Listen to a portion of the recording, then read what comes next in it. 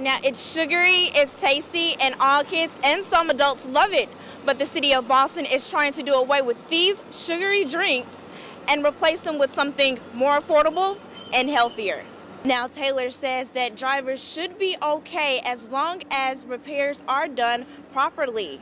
But if something does happen, the city can be held liable. Mazzaro will hold a press conference this afternoon with more details. Reporting live in downtown Boston, I'm Felecia Bearden for WEBN. Back to you. I'm Felecia Bearden, and this is your J Channel News Update. It's Thursday, January 17th, and we are at the White House. Stay tuned for our 2013 presidential inauguration coverage.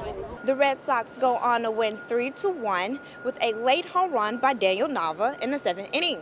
Clay Buchholz earned the win with a 7-inning, 3-hit performance. Reporting live in downtown Boston, I'm Felecia Bearden for WEBN. Monday, over 23,000 runners started the Boston Marathon, but only 17,000 finished. Our reporter, Ariana Sandillo, spoke with some runners who didn't have the opportunity to cross the finish line.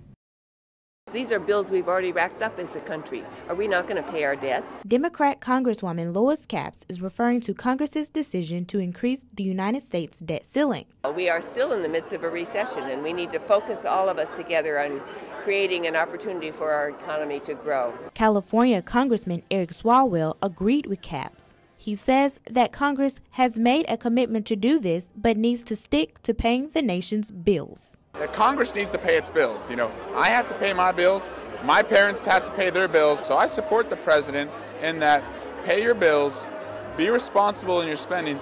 George Washington University professor and economist Tara Sinclair claims that Congress's decision about the debt ceiling was not easy to make.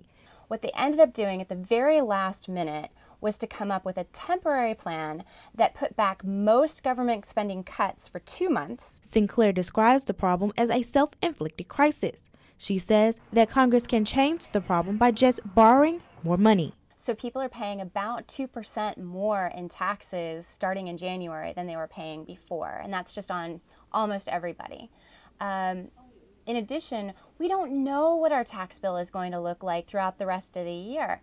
IRS spokeswoman Peggy Rowley says that taxpayers will not be affected this upcoming tax season. The payroll tax went back to the way it was before the Recovery Act. It doesn't affect your tax return right now, but it does affect the paycheck that you're seeing right now.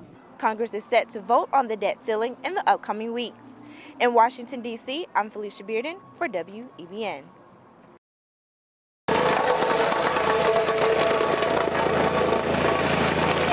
Right now we're doing potholes, cutting them out, filling them in the proper way so they won't come out. DPW worker James Taylor and his crew are working around the clock to fill these potholes just in time for St. Patrick's Day.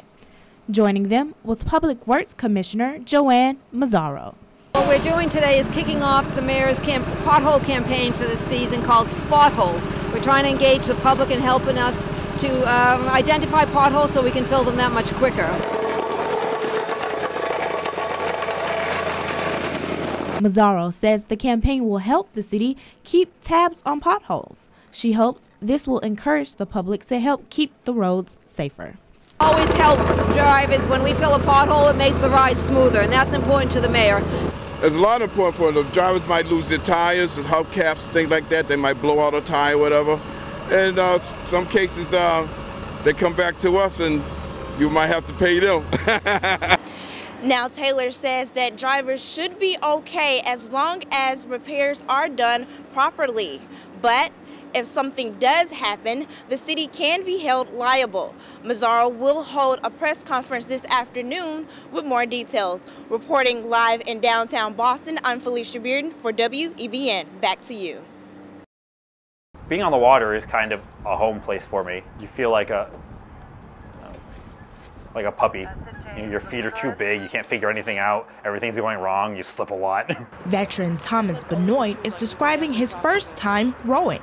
He says it's simple. The whole rowing motion is almost simple, but simple to a point that it's impossible to get right every time. There's so many small parts to it. Benoit says rowing is not only a good workout, but the sport gives him a more calming approach to things. That there's other stuff going on that, like, you know, the person who's driving like an idiot in front of you. It doesn't really matter because you're exhausted. Rowing is amazingly therapeutic. For me, I had sort of an interesting life as an undergrad, and I was, kind of a mess. Brianne Kulik is the head coach of the Veterans Program at Community Rowing, Inc. She says the program rebuilds veterans' confidence. They just feel better about themselves. It's a sport that builds confidence because you have to work so hard at it that you feel like, well, if I can do this, I can accomplish anything in my life. But Benoit says rowing runs deeper than water. You become one unit, and you can't slack off if you do what shows and you're letting them down. I think that being in a veterans rowing group has helped a lot in my transition. Although Benoit did not say whether or not if he suffered from PTSD, Coolidge says she has seen a big change in his transition. In fact, she says he is a little more competitive. Reporting from the Charles, I'm Felecia Bearden for WEBN. My personal goal is to win the World Series. Torrey Hunter now plays outfield for the Detroit Tigers. I think I had a pretty good season individually. Hit .313, that was the highest average of my career, my 16-year career, and I'm 37. But for Hunter, life wasn't always a day at the ballpark. Growing up in Pine Bluff, Arkansas, Hunter says life was tough.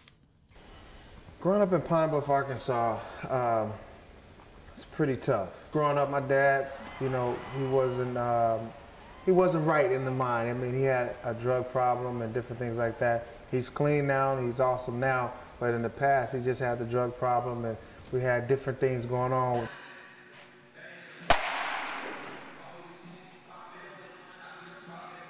It was tough seeing your dad like that when you're young, and people knew it.